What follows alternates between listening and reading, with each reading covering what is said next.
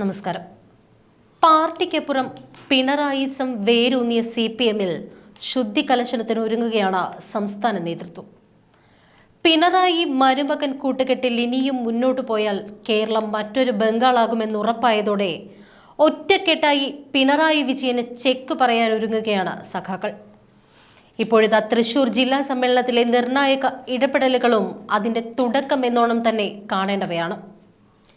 CPM Thrissur ജില്ലാ സെക്രട്ടറിയായി KV Abdul ഖാദറിനെ തിരഞ്ഞെടുത്തതോടുകൂടി പിണറായിയുടെ കാലം കഴിയുന്നു എന്ന ചർച്ചകൾക്ക് കൂടി ആക്കം കൂടുന്നു. അതായത് കരുവന്നൂരിലെ പ്രതിസന്ധി ഘട്ടത്തിൽ ജില്ലാ കമ്മിറ്റിയുടെ താക്കോൽ സ്ഥാനം പിണറായി വിജയൻ ഏൽപ്പിക്കുന്നത് VS-ന്റെ പഴയ വിശ്വസ്തനെയാണ്. സഖാക്കളുടെ മനസ്സറിഞ്ഞു തന്നെയാണ് തൃശൂരിൽ ഇക്കുറി ജില്ലാ സെക്രട്ടറി സ്ഥാനത്തേക്ക് അബ്ദുൽ ഖാദറിനെ എത്തിച്ചത്.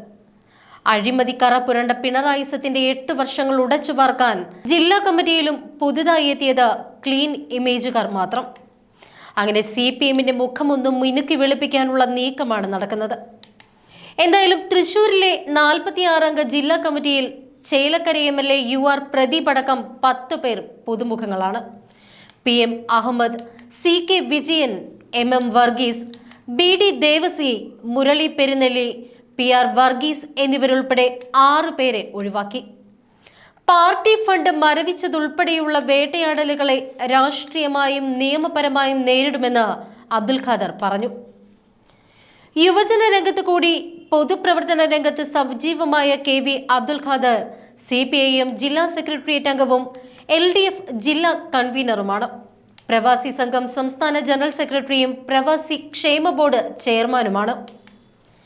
2006 മുതൽ 2021 വരെ ഗുരുവായൂർ MLA ആയിരുന്നു. 1991 മുതൽ CPIM ചാവക്കാട് ഏരിയ കമ്മിറ്റി അംഗമാണ്. 1997 മുതൽ പാർട്ടി ഏരിയ സെക്രട്ടറിയായി.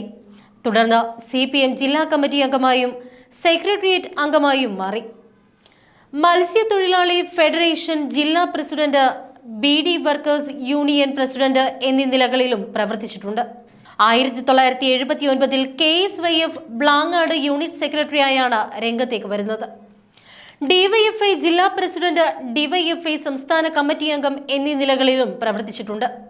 മുൻപ് VS അച്യുതാനന്ദനോട് കൂടുതൽ അടുപ്പം കാട്ടിയ നേതാവ് കൂടിയാണ് അബ്ദുൽ ഖാദർ. കരുവന്നൂർ അടക്കമുള്ള വിഷയങ്ങളിൽ പാർട്ടി തൃശൂരിൽ പ്രതിസന്ധിയിലാണിപ്പോൾ. ഈ ഘട്ടത്തിലാണ് ക്ലീൻ ഇമേജുള്ള VS-ന്റെ പഴയ ശിഷ്യനെ തന്നെ തൃശൂരിന്റെ പാർട്ടി താക്കോൽ പിണറായി വിജയൻ ഏൽപ്പിക്കുന്നത്. CPM ജില്ലാ സമ്മേളനത്തിൽ സ്വാഭാവികമായി സഖാക്കളുടെ മനസ്സ് അംഗീകരിക്കപ്പെട്ട ജില്ലയായി തൃശൂർ ഇതോടെ മാറുകയാണ്.